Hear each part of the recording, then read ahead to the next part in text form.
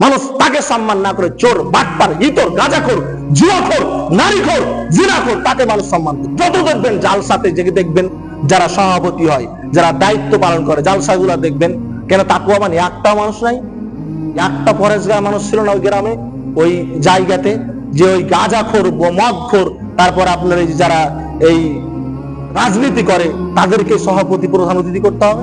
তাকওয়ামান মানুষ একটাও সেই গ্রামে আলেম উলামা নাই। আল হাসাবুল মাল আল কারামুত তাকওয়া।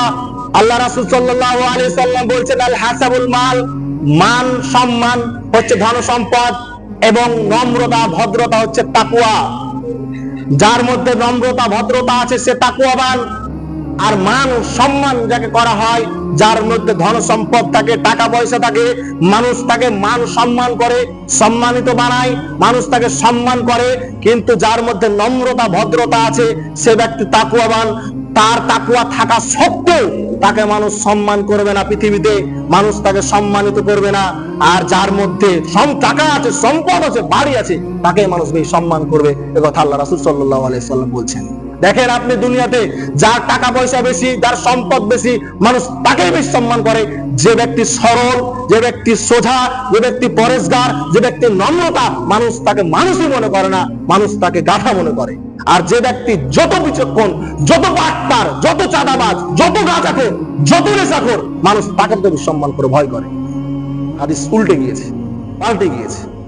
অথচ উচিত ছিল যে ব্যক্তি নম্রতা, ভদ্রতা, পরেশগারিতা, যার মাথায় দাড়ি আছে, যার মাথায় টুপি আছে, দাড়ি আছে, পরেশগারিতা আছে, টাকলুর প্যান আছে, চাঁদাবাজি করে না, সত্যবাদী, হক কথা বলে, মিথ্যাবাদী নয়, তাকে মানুষ সম্মান করা উচিত ছিল।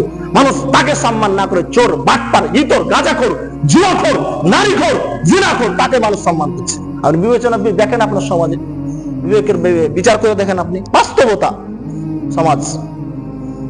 আমাদের উচিত কি? তাকওয়ামানকে আমাকে সবসময় ভয় করতে হবে, তাকওয়ামানকে সম্মান করতে হবে, তাকওয়ামানকে আমাদেরকে সবসময় মানে তাদেরকে সম্মানিত করে রাখতে হবে, তাদেরকে সম্মানে রাখতে হবে।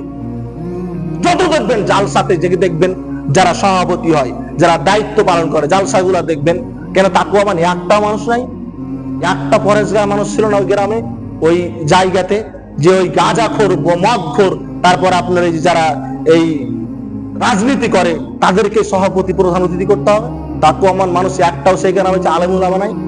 কেন মানুষ সম্মান করবে না? আল্লাহ রাসূল বলেছেন হাদিস, আল হাসাবুল মাল ওয়াল কারামুত তাকওয়া।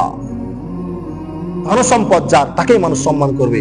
নম্রতা ভদ্রতা থেকেও সে ব্যক্তি, তাকওয়া থাকার পরেও তাকে মানুষ সম্মান করবে।